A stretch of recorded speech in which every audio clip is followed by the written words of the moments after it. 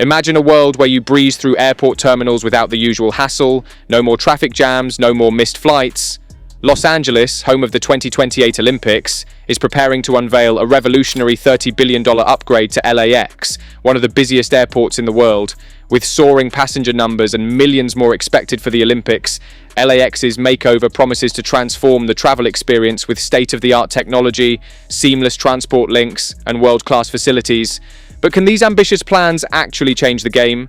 Or will the challenges of such a massive overhaul leave travelers stuck in the same old chaos? Let's get into it. Being the 8th busiest airport across the globe, the Los Angeles International Airport is serving around 75 million passengers every single year, and it doesn't stop here. The number of the passengers is expected to cross the current figure in the coming years. With the 2028 Summer Olympics on the horizon, the expected influx of millions more tourists will probably put even more pressure on the airport's facilities. As an essential transit hub in the US, LAX faces the bold challenge of preparing for this surge in traffic. In order to combat these challenges, a $30 billion renovation has been suggested. This would be absolutely necessary in order to prepare for the Olympic Games in 2028. Los Angeles International Airport has come a long way since its humble beginnings about 100 years ago. When it first opened in 1930 as Mines Field, it could accommodate only a few small aircraft. Over the next few years, there was a rising demand for air travel, and in order to meet that, Mines Field was renamed Los Angeles Municipal Airport in 1937. Then finally, in 1961, the airport officially got its name, Los Angeles International Airport. LAX had experienced substantial growth by the 1960s and 1970s. In order to accommodate the increasing volume of travelers and aircraft, the airport grew by adding new terminals and amenities. Currently, LAX is an extensive facility featuring 9 terminals set in a U-shaped configuration, with each terminal catering to various airlines and travelers. The infamous loop of the airport has led to considerable delays and traffic jams, despite being a groundbreaking and modern feature. Although there are efficient internal connections between the airport's terminals, the way they are arranged causes congestion as travelers and airport traffic congregate along a limited number of roads and access points. The situation has gotten worse due to traffic congestion on the routes close to the airport caused by the lack of an efficient centralized transit center. In recent times, the old design has become an increasing issue for airport officials. LAX has been having problems handling a large amount of passengers and vehicles passing through terminals every day. The congestion at the airport loop is one of the biggest issues. The loop is a U-shaped road network that links the 9 terminals of the airport. This loop is a significant congestion point, especially during rush hours when it is crowded with cars, taxis, Ubers, buses, and more vehicles. The traffic jam on these roads has caused significant delays, exasperating both travelers aiming to get to their gates and drivers maneuvering through the vicinity. The system, initially intended for a significantly lower traffic volume, cannot handle the number of vehicles that now fill its lanes. Both visitors and frequent travelers voice their dissatisfaction with the disorganized transport system at LAX. The mix of congested roads, absence of distinct lanes for various vehicle types, and restricted entry points to terminals results in a tense situation for all parties involved. Alongside the traffic challenges, the connectivity of public transportation continues to be a major concern. LAX was built prioritizing private vehicle traffic, and the extensive layout has not adjusted effectively to the increasing need for efficient, sustainable public transportation solutions. The airport's intricate signage system further complicates matters for travelers. The directional signs at LAX have frequently been criticized for being inconsistent and vague, making it challenging for first-time travelers to follow them.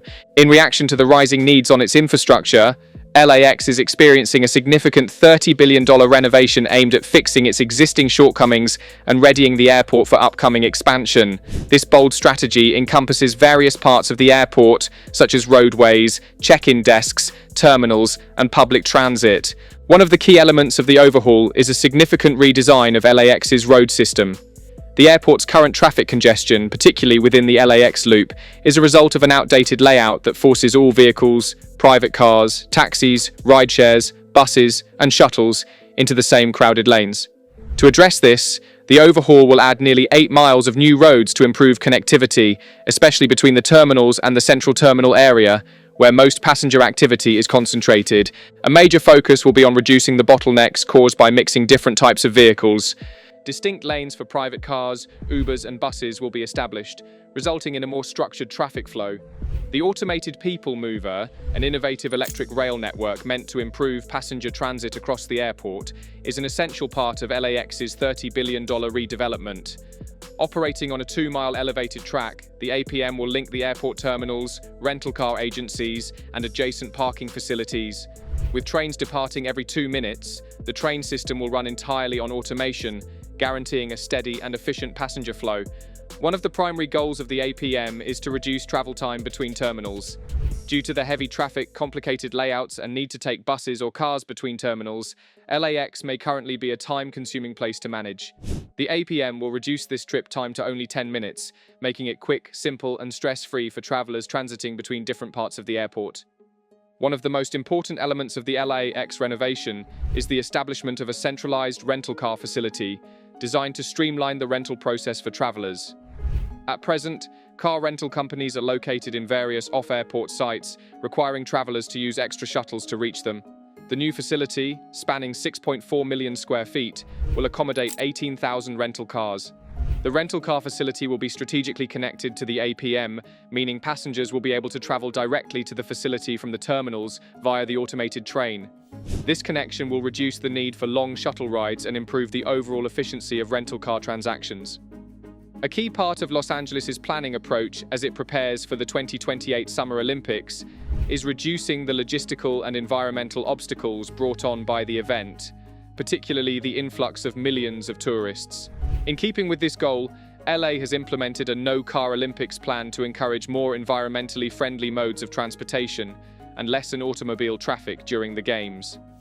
The No-Car Olympics plan will make use of LA's growing public transit system, which includes the metro system, which has undergone a lot of investment recently.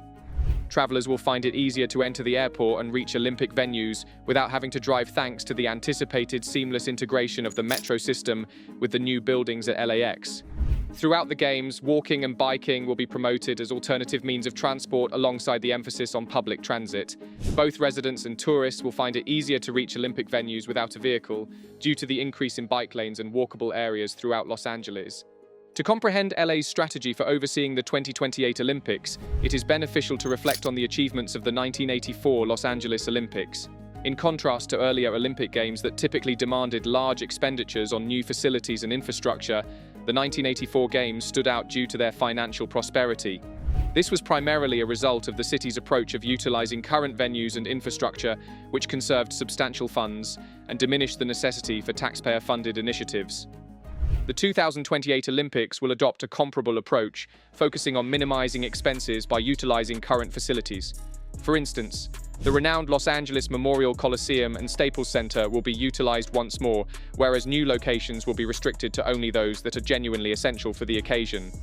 Besides reconfiguring venues, LA intends to make substantial investments in transportation and aviation infrastructure to guarantee seamless operations throughout the Olympics. The $30 billion renovation of LAX serves as one illustration of these initiatives, but it is also evident in the city's larger investments in the metro system and various transport networks. The $980 million renovation of Terminal 1 is focused on improving baggage claim areas, ticket desks, and check-in areas. A bridge that connects Terminal 1 and Terminal 2 will be built in order to improve accessibility and movement. The design features large glass atriums that provide abundant natural light and open areas. The midfield satellite concourse is being constructed using prefabrication technology and is anticipated to be finished in 2025. This Lego-inspired structure will increase efficiency and capacity. According to research, around 15 airports are being renovated in the US. FK Airport is dedicating $19 billion to construct new terminals and upgrade the current ones. LaGuardia Airport is experiencing an $8 billion upgrade featuring a large new Terminal B. The renovation of the Los Angeles airport also indicates this trend of upgradation of major airports across the country. While these upgrades and renovations are quite impressive, the challenges following these changes will truly test the airport's ability to satisfy the passengers of the modern era. And that's all there is to cover in this video. If you found this renovation project interesting, don't forget to click the like and subscribe button for more videos like this. Which side do you stand on with regards to public funding? Let us know in the comments below.